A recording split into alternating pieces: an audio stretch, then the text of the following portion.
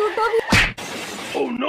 এই যে আপনি একটা অবিবাহিত ভিখারি মেয়েকে এভাবে ধাক্কা মারলেন। আমি একদিন স্কুল মাস্টার, আমাকে তুমি মানবিকতা শেখাচ্ছ? এই ভিখারি মেয়েটিকে রাস্তা থেকে তুলে নিয়ে গিয়ে আমি আমার একমাত্র পুত্রের সঙ্গে বিবাহ দেব।